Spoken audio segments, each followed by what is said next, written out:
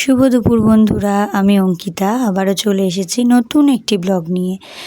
তো তোমরা সবাই কেমন আছো? আশা করি সবাই খুব ভালো আছো, আর আমরাও বেশ ভালোই আছি। তো এটা রবিবারের একটা ব্লগ ছিল। শনিবার দিন শ্বশুরবাড়ি এসেছি, পুজো ছিল, জন্মাষ্টমী পুজো। তারপর রবিবার দিন টিফিন খেয়ে এখন ওই 11টা বাজে, তো যাচ্ছি মায়ের বাড়ি। অনেক দিন পর যাচ্ছি, মানে হচ্ছে সেই 24 প্রহরের সময় জ্যৈষ্ঠ মাসে গেছিলাম, তারপর থেকে আর যাওয়া হয় না। ওই যাওয়া আসার পথে যা দেখা করি, কিন্তু গিয়ে একটু বসা বা একটু খাওয়া এসব হয় না। তো আজকে মাসি বলেছে যে দুপুরবেলা খাবার খাবি, আর একটা উদ্দেশ্য আসার, ছেলেকে চুল কাটাতে হবে। তো দেখো কথা বলতে বলতে পৌঁছে গেছি, এসেই তো দিদাইয়ের কোলে উঠে গেছে।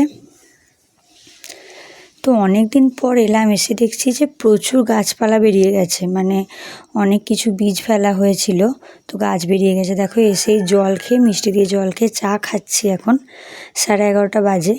তো আমার শ্বশুরমশাই এখানে বীজ ফেলে দিয়ে গেছিলো হচ্ছে ঢ্যাঁড়সের, তো ঢ্যাঁড়স গাছে ঢ্যাঁড়স হয়ে গেছে। এদিকে হচ্ছে নীল অপরাজিতা হয়েছে, এদিকে এই লতানে গাছগুলো মেবি খেঁড়ো গাছ, তো ওগুলো হয়েছে। কুমড়ো গাছ হয়েছে দু একটা, তো অনেক কিছু হয়েছে। ছেলে তো এসেই খেলা শুরু করে দিয়েছে। অপরাজিতা গাছ, মানে নীল অপরাজিতাটা অনেক, মানে ঝাঁক হয়েছে, এক ঝাঁক বর্ষার জল পেয়ে।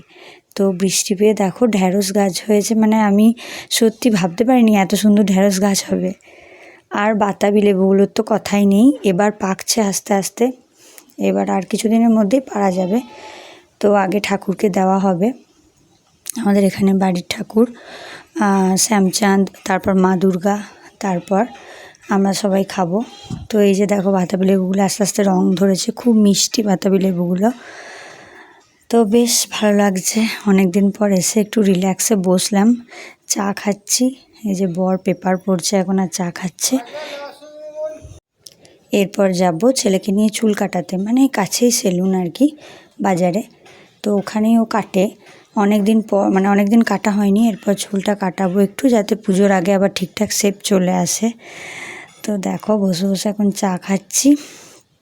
ওই জন্য আমি আর জামা কাপড় ছাড়িনি, একদম ছেলেকে চুল কাটিয়ে এনে ওকে তো একটু ধরতে হবে, গায়ে হাতে চুল লাগবে। তো ওকে স্নান করিয়ে আমি স্নান করব একবারে, তখন ছাড়বো।